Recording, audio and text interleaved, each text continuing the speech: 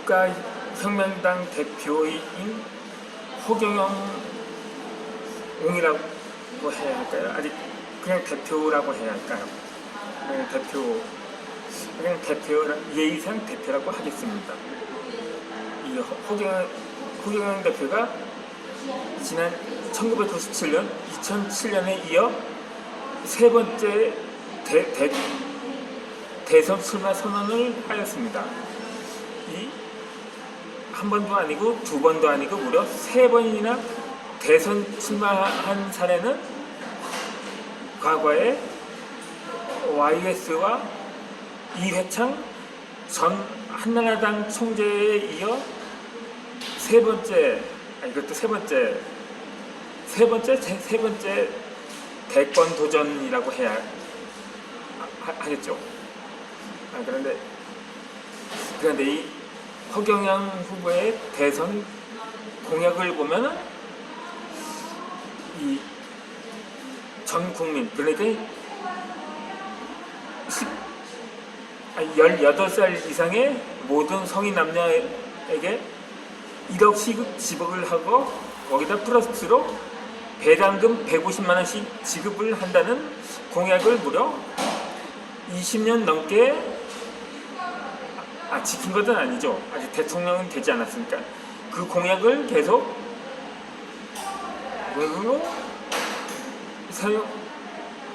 그러니까 발언을 하고 있음을 알 수가 있습니다.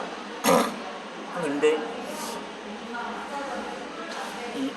이 허경영 요즘 웬만한 후보자들을 보면 뭐 사상 검증이니 무슨 노선이라든지 이런 것도 많이 검증을 하다 보니까 이 허경영 대표의 과연이 사상은 무엇일까 궁금해 하시는 분들도 더러 있을 것이라고 사료가 됩니다.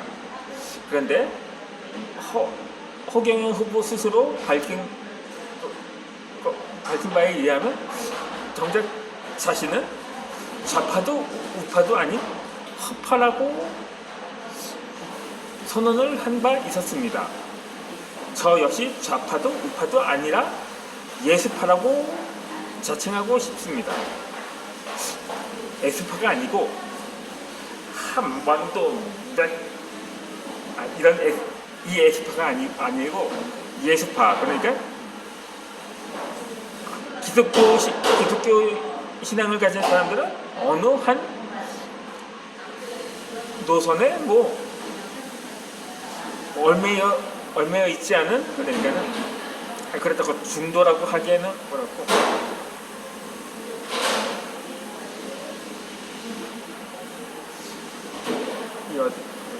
그래서 저는 그냥 중도라고 하는 표현이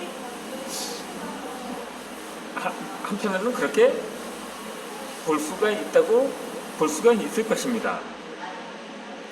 그러다 보니까 근데 이 허경영 후보의 지난 30년간의 이 공약을 보면 마치 좌파적인 공약이라고 판단이 되기도 하는데, 전 모든 국민들한테 1억씩 준다.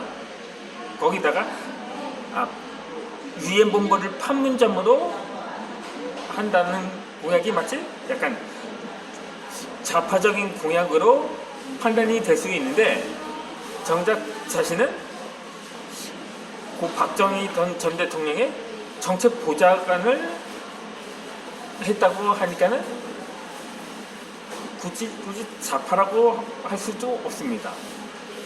그런데 그의 집안 내력을 보면 그가 태어나기 전의 일인데 그의 조부께서 상당한 대지주였다고 합니다.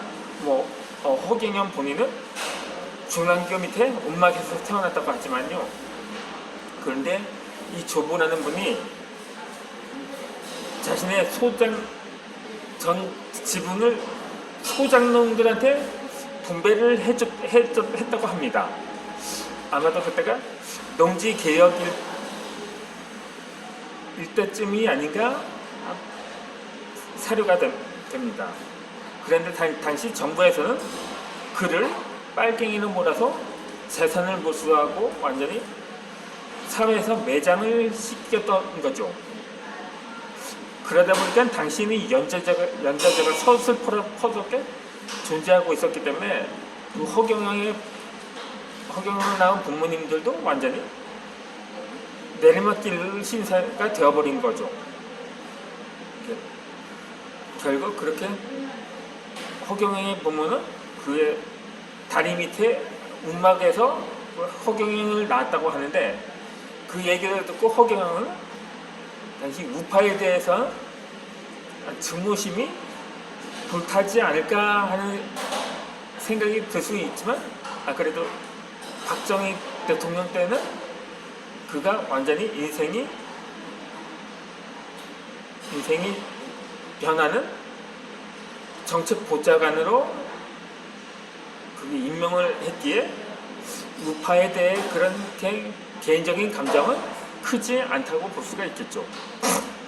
또 그리고 삼성의 이병철 회장의 양자로 들어갔다고 하니까 이병철도 우파이기에 우파에 대한 그러한 크게 증오심은 품지 않았다고 할 수가 있겠죠. 그 이병철 회장이 그러니까 그게 이미 허경영의 조부가 이병철은 이병철의 집안을 크게 후원을 했다고 하더라고요. 결국 부하가 된 그 허경영을 안쓰럽게 여기서 그 양자로 입적을 하게 되었던 거죠. 그렇게 해서 그러니까 지금 이 허경영의 공약이 사실상 허황되고 그냥 실효성이 없는 정책이라고 볼 수가 있겠다만, 그런데 이 허경영 후보가 그렇게 사실상 자신의 조부가 노블리스 오블리스를 실천한 것을 보지는 못하더랬죠. 그의 부모님한테 얘기를 들었으니까 알 수가 있었던 거죠. 그래서 그 정색 자신도 자신이 대통령이 되어서 지금 좌절하고 있는 국민들한테 희망을 주는 의도가 있는 것이라고 판단을 할 수가 있는 것입니다. 그뿐만이 아니라 기본 1억인데 그것이 아니라 제가 처음 그의 그 공약이 신혼부부에게는 1억이라고 했으니까 이제는 조금 더 스케일이 커져서 모든 국민들한테 지급을 하겠다는 고객으로 전환이 된 거죠. 정말 많은 사람들, 지금까지 많은 대권 주자들이 그의 공약을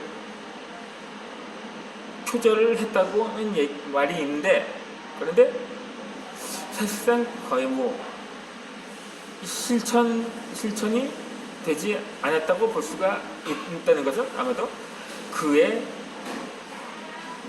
주된 발언이 나라에 돈이 없는 게 아니라 도둑이 많은 거라고 표현을 할 수가 있는 거죠. 지금까지 저출산 비용으로 몇십조를 쏟아부었지만 거의 100조 원 단위일 것입니다. 그렇게 지난 10년간 쏟아부었지만 출산율은 오히려 계속 떨어지고 있거든요.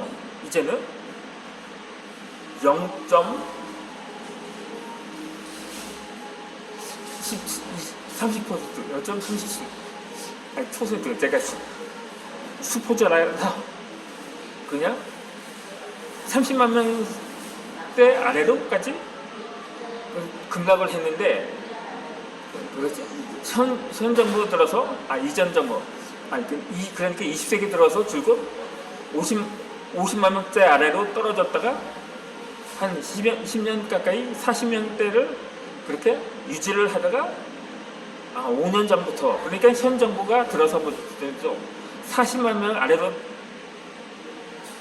줄어들더니 그것이 또 가파르게 하락하면서 이제 거의 뭐 20만 명대로까지 떨어졌다고 하죠. 그러다 보니까는 야, 이대로 가면 안 되겠다. 우리나라 인구는 머지않아 자연 소멸이 되겠다는 그런 위기 의식을 누구보다도 절실하게 느꼈다고 할 수가 있는 거죠. 그렇게 해서 우리가 이제 얘는 이 세 대권 근데 한 4번 대권을 도전한 사람이 있었습니다. 바로 DJ인데 이제 대체로 YS의 경우 3번째 조전에서 대통령에 당선이 되었고 이회창 전 대표는 3번 모두 대통령에서 낙선이 되었습니다. 하지만 이미 2차례나 대세론으로 붙었던 터라 오히려 더욱 안타까움이 들기도 하는 거죠.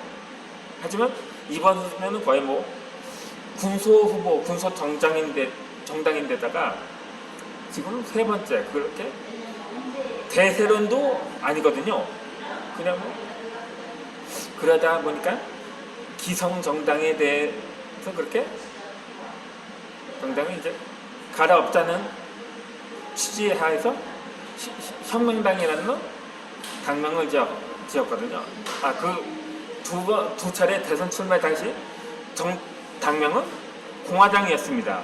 각각 민주공화당에서 경제공화당 이렇게 그냥 공화당 간판만 유지를 했는데 박정희 보좌관 출신이다 보니까 아마도 지금의 공화당은 박정희 대통령이 참여라고 하죠. 박근영 전 유경재 전 이사장의 남편인 신동욱 교수가 총재로 있는 정당으로 아직까지는 유지가 되고 있거든요. 하지만 그죠?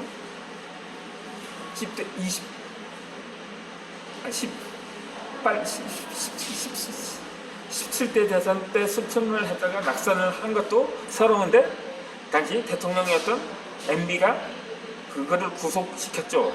물론 2년 만에 석방이 되었지만 한 10년 정도 피선거권이 박탈이 되었다고 합니다. 그러다가 그리고 직원의 강연 활동과 더불어서 가수 활동도 했더라고요. 그렇게 해서 오늘에 이르렀는데 정말 이번만큼은 그의 대세론이 굳혀지지 않을까. 이게 좀 양심적으로 3번이나 대권에 도전을 했지만 이게 어느 정도 스포트라이트를 받을 가능성도 충분히 있다고 보고 있거든요. 그래서인지 이번만큼은 아마 허경영 후보의 대세론도 차츰 수면 위로 떠오르지 않을까 하는 나만의 생각은 아닐 것입니다. 그러면 이어서 이전에 계속해왔던 성경 강의를 올려드리도록 하겠습니다.